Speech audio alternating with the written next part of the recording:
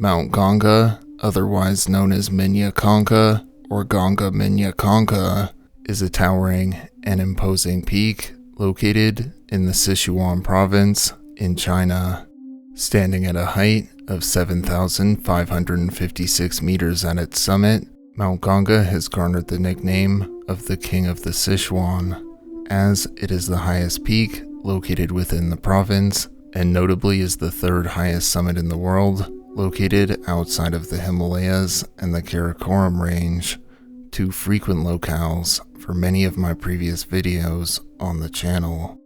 Mount Gongga was first noted by Western explorers during a survey expedition in the late 1870s, which estimated the peak's height at around 7,600 meters high. However, following this survey expedition, and despite garnering very early interest from these Western surveyors, Mount Gongga would relish in relative obscurity over the following decades, until the year 1929, when Western explorer Joseph Rock would grossly miscalculate the peak's height to be 9,220 meters high and would subsequently declare it to be the highest peak in the world.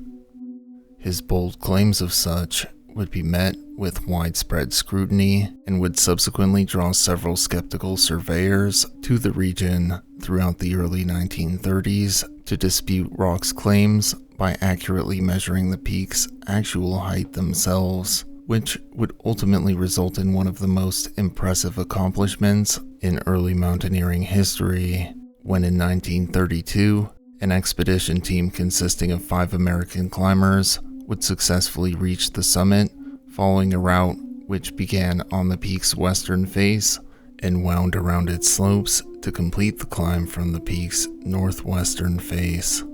This historic and absolutely incredible climb for the time period would earn the expedition team the first successful ascent of the peak and the distinction of the highest mountain successfully ascended by American climbers, until more than 2 decades later, when their record elevation reached was finally surpassed in 1958.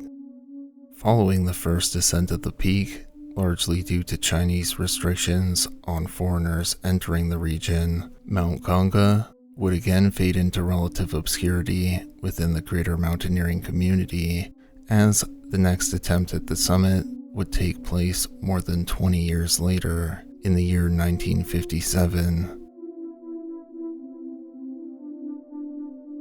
This subsequent 1957 expedition team consisted of a party of 9 Chinese mountaineers who would attempt the ascent following the same route that the previous successful American summit team in 1932 had followed. And while 6 of the 9 climbers of this 1957 Chinese summit team did succeed in their ultimate goal of reaching Mount Gongga's looming summit,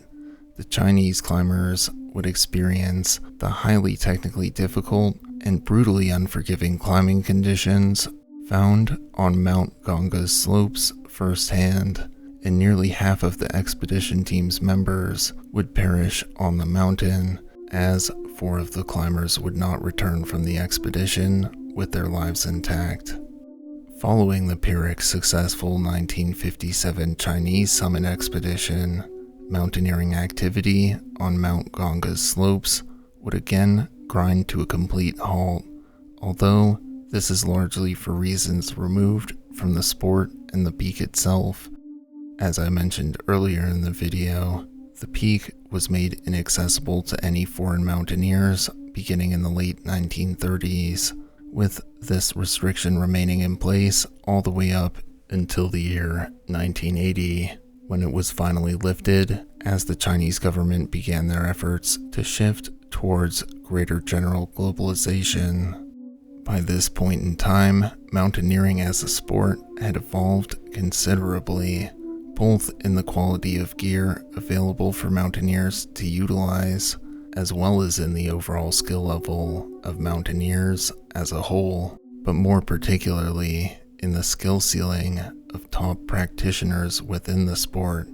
as the 1970s and 1980s would see mountaineering's elite shift their focus away from summiting the highest mountains in the world in favor of setting their sights on much lesser known but incredibly difficult and often incredibly dangerous to ascend summits instead, a fact which my longtime subscribers are no doubt well aware, as I've covered dozens of such peaks in previous videos on my channel, including the Trango Towers, Paint the Brock, Ladyfinger Peak, Wandoi Sur, Mount Thor, Ultar Sar, Chongabong, Cerro Torre, Cerro Fitzroy, K1, and Janu, just to name a few. Much like these aforementioned peaks, Mount Gongga is an extremely difficult and dangerous mountain to ascend, as the peak features steep and highly technical terrain to navigate along its slopes that are also rife with their own hazards, including massive overhanging seracs, which often trigger huge, powerful sweeping avalanches that cascade down its slopes with unrelenting force. Furthermore, the peak is home to notoriously foul weather, with a reputation for fierce storms forming seemingly out of nowhere and at a moment's notice. Thus, it should come as little surprise that after the restrictions levied against foreign climbers were lifted by the Chinese government in 1980, Mount Gongga would immediately attract a handful of intrepid mountaineers seeking to brave its steep and dangerous slopes to reach its summit themselves, with the first such attempt taking place that very same year in 1980.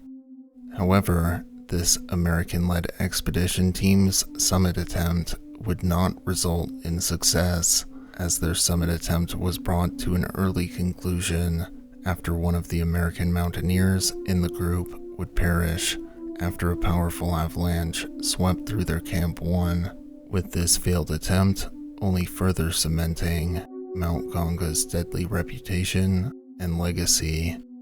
However, it was the events of a Japanese expedition the following year in 1981 that would earn Mount Gongga the dubious distinction of the peak with the highest death to successful summit ratio in the world.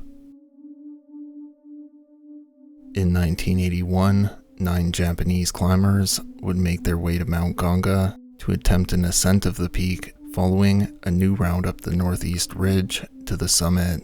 The Japanese expedition team would make solid progress along their planned route as they methodically advanced up the peak's steep and treacherous slopes. Finally poised to make a push to reach the summit, 8 of the team's members would depart from their high camp to make a summit push, leaving the team's photographer, a man named Mikio Abe, behind to document their final push up the steep terrain leading to the summit. However, tragedy would befall the summit team just 100 meters shy of the summit when the expedition team's leader, a man named Yuki Fujiwara, lost his grip and subsequently plummeted down the steep summit ridge to his death. After witnessing Yuki's sudden demise, the remaining 7 members of the summit team would briefly confer amongst each other whether they would continue their summit push or abandon it, and after a short discussion, the remaining 7 climbers would opt to forgo their summit bid without Yuki and began their efforts to retreat back towards the team's base camp. The remaining 7 climbers would continue their methodical descent throughout the day and would be joined along the way by their photographer, Mikio Abe. However, as the group of 8 descended together, linked together along a single rope, Mikio's carabiner would become entangled with the rope, and so he opted to briefly unclip from the guideline to readjust his gear, later recounting of the moment, quote, "As we continued to descend, my carabiner tangled, and I removed it to adjust it. I was the last in the line. While I was adjusting the sling and not looking at the others, the 7 slipped. I could see them all falling together and disappearing into the thick mist. He recalled of his teammates' sudden demise. All 7 climbers attached to the rope would plummet to their deaths below, leaving Mikio alone and unroped on Mount Gongga's steep and treacherous slopes. However, miraculously, Mikio would slowly and carefully plod his way down the mountainside, where he was successfully able to call for rescue and relay the unfortunate fate of his 8 expedition teammates and his harrowing and narrow escape from sharing in their fate. This failed Japanese 1981 expedition would mark the deadliest single summit attempt in Mount Gongga's history, and would mark the first point in its history that the number of summit hopefuls that had perished attempting to reach the summit outnumbered the number of climbers who had actually reached the summit successfully, a dubious distinction that has earned the peak the reputation of being statistically the deadliest mountain on the planet to attempt to ascend, as in the years following, almost every successful summit team would depart from the peak having suffered the loss of at least one of their team's members. As of the time of making this video, Mount Gongga has been successfully summited by 25 people, and in contrast has claimed the lives of over 30 people attempting to reach its summit, an astonishing death to successful summit ratio of approximately 1.2 deaths suffered for every successful ascent accomplished. Thank you all for watching.